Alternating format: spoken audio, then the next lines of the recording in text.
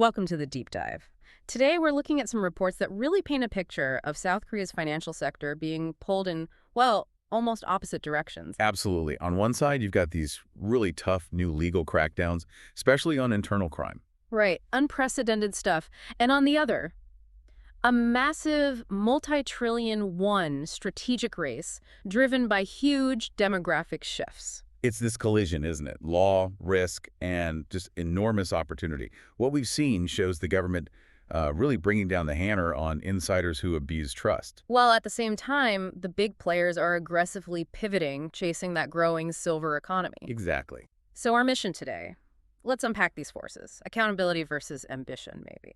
We'll start with the government's pretty intense new war on professional insurance fraud, And then we'll look at that legal fight over voice phishing liability who pays. and finish up by charting this huge, like 24 trillion won race to dominate the elder care market. It's massive. The stakes couldn't be higher. And the sources, they really give us the blueprint for the industry's future strategy, but also a window into this strict new regulatory mood. Okay, let's dive into that strict mood first. This escalating war on organized professional insurance fraud. This isn't small-time stuff. No, definitely not. And that's key. The Supreme Court Sentencing Commission saw that, the sophistication, the scale of this internal crime, it needed a major legal shift. And that went into effect back in July. That's right, this past July. They specifically went after professionals, doctors, insurance folks, people using their position, their trust to run these complex fraud schemes. And what's the actual impact of that? What's the change? Well, it's pretty stark, the maximum recommended sentence. For these professionals abusing their position for fraud, Yeah. it's now been pushed all the way up to potential life imprisonment. Imprisonment, wow. It sends a very clear message, right? Betray public trust with organized financial crime, and the system might treat it as, well, one of the most serious offenses there is. Okay, to give that some context, there's a recent case, isn't there? It shows the kind of thing that led to this, even though the new rules didn't apply to that specific case. This hospital admin employee, A, in Seoul. Correct. Employee A convicted of forging diagnoses 23 times over 6 years.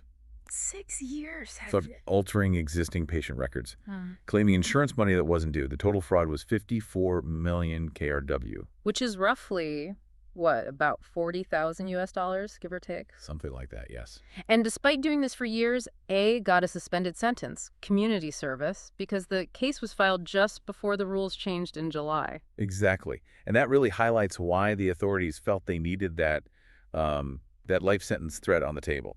But why now? Why the aggressive crackdown? Is it getting that much worse? Well, look at the numbers. Detected insurance fraud, it's more than doubled in a decade. From around 512 billion won in 2014 to 1.15 trillion won last year. Doubled. That's already alarming. But wait, here's the kicker. The Insurance Research Institute, they estimate the real leakage, the money actually getting out undetected, messing up the whole system. Yeah. It's closer to 8.2 trillion won annually. 8.2 trillion. Okay, that's systemic. That affects everyone's premiums, surely. Absolutely. And who's doing it? Increasingly, it's industry insiders. FSS data shows more insurance employees, more hospital staff involved. Which makes it harder to catch, right? These aren't random attacks. Precisely. It points towards more organized schemes. Brokers, doctors, maybe even gangs involved. It's becoming the norm. So, given that level of organization, what's the industry pushing for? How do they want to fight back? They know fragmented efforts won't work against this kind of organized internal crime. So the proposal is for a unified approach, a pan-government control tower. A control tower. What does that mean? Basically a special joint task force led by the Office for Government Policy Coordination. It would bring together prosecutors, police, the FSS, the Health Insurance Review Body, everyone needed for an organic response. So the industry is basically saying, we need the state's coordinated power to fight this. Pretty much. They're admitting only a big jained-up effort can match the criminal's organization. Okay, so that's the government cracking down hard on insiders for breaking trust. But what about external threats? Let's shift to voice phishing. That's a huge crisis. Right. And here the legal fight isn't about who did the crime, but who pays for the loss when someone gets scanned. Ah, the liability question. Exactly. And this pits the government's consumer protection goals against, well, fundamental principles of civil law. Back in August, financial authorities proposed a law.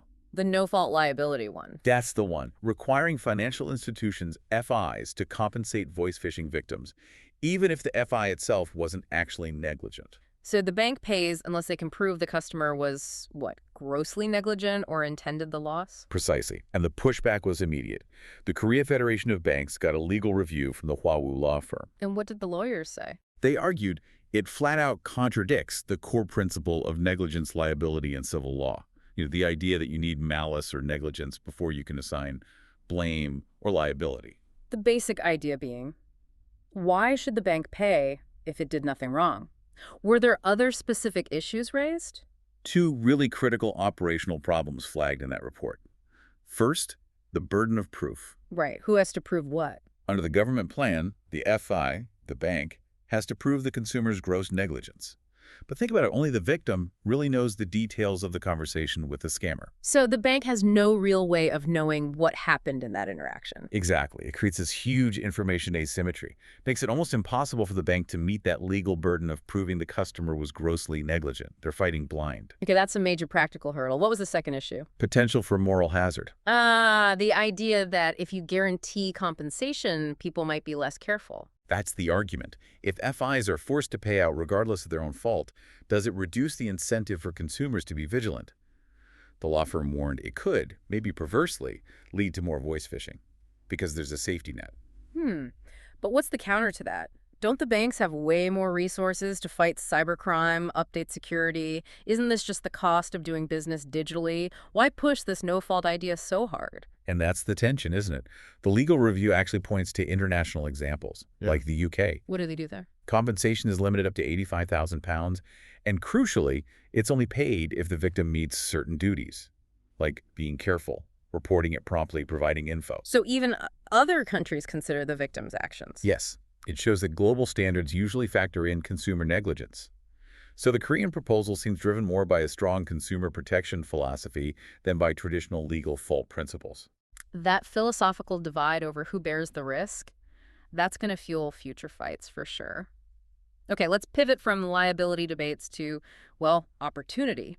While the government's dealing with past crimes, the industry is laser-focused on the future. And that future is undeniably linked to the aging population. The $24 trillion battle for the elder care market. Exactly. This is the huge strategic shift for life insurers. Their traditional markets are kind of stagnant, right? Low growth. Demographic pressures. Right. So they're targeting the silver economy because it's booming. Look at the long-term care insurance payouts projected to jump from nearly 16 trillion won this year to 24 trillion won by 2030. That's massive growth. 24 trillion, and that 2030 date lines up with the baby boomers hitting later elderly age, right? Those born 55 to 63. Precisely. It's a guaranteed growth sector, which is why Samsung Life, the industry leader, is making a huge move now. They're the fourth major life insurer to jump in with an elder care subsidiary. How are they getting in? Buying something? Building? Yep. They're acquiring the actual facilities, the buildings, of a premium existing Silvertown, Samsung Noble County, getting it from the Samsung Life Public Welfare Foundation. So an internal transfer, basically. How big? It's an in-kind capital contribution worth 422.5 billion won. Wow. So that gives their new subsidiary, Samsung Noble Life, instant scale and credibility. Premium facilities right from day one. Absolutely. Serious competitive strength immediately. And this is happening while the other big players are already expanding fast. You mentioned KB Life. Yeah, KB Golden Life Care already runs several places. Yeah. Shinhan Life Care is opening another facility soon in Hanam. Hanam just opened its first urban care spot in Goyang. They all see where the money is going. It's not optional for them anymore. It's essential for future survival, basically. The big conglomerates know this. And there are even predictions about who's next. Woori Financial Group. Yeah, Woori recently acquired ABO and Danyang Life, so they're now positioned to enter maybe as soon as next year. And their strategy might be interesting, using old bank branches. That's the fascinating part. The report suggests they might repurpose closed bank branches into care facilities. Talk about efficient use of real estate, right? Turning a legacy issue into a future market advantage. Very clever. Okay, before we wrap up, we need to touch on the regulatory backdrop for all this growth, specifically infrastructure security. Right. This is the other side of the coin from the strategic race. It's the stern warning from the Financial Services Commission Chairman Lee Eok-won. stemming from recent problems like that data center fire, the lock card breach. Exactly. Those incidents prompted a very direct warning to the heads of financial institutions. The system's digital backbone has to be stable, non-negotiable. And he mentioned personal accountability, didn't he? Explicitly demanded a swift and thorough review of all financial infrastructure, starting from zero base, and crucially, promised to, quote, strictly assign responsibility for any future IT or infrastructure failures. Message received, secure your systems or heads will roll. Basically, yes. Personal consequences will be severe. And interestingly, alongside that crackdown, there was also government support announced for another sector, petrochemicals, but with strings attached. Yes, a parallel move. The FSC and the Trade Ministry offered financial support, extending loan deadlines, deferring interest, providing new funds, but only if the companies undertake thorough self-rescue efforts. They have to submit concrete restructuring plans to their main banks. It's a lifeline, but you have to show you're serious about fixing things yourself first. Okay, so putting it all together, we've mapped out a financial system dealing with internal betrayal, complex external risks like phishing, and this huge strategic bet on the elder care market. What's the big picture for you, the listener? I think the ultimate takeaway is this tension. Korea's financial system is being pulled towards maximum state control and accountability for insiders who break trust. Think life sentences for fraud, Right. but simultaneously maybe towards less institutional accountability for external fraud like voice phishing, shifting more burden potentially onto consumers or sticking to traditional fault lines. So high control internally, but maybe less willingness to absorb external risk costs. It seems that way. And this tension between control, negligence, liability, all happening while huge amounts of capital flood into these demographic growth sectors like elder care. That's where the big economic and legal dramas are going to play out in the next few years. It's about who holds the risk, who pays the price, and who reaps the rewards. It's incredibly complex, constantly shifting. Thanks for helping us navigate these financial front lines today. My pleasure. We hope this deep dive has given you a clearer, maybe more nuanced view of the forces shaping finance today. Until next time, keep digging deeper.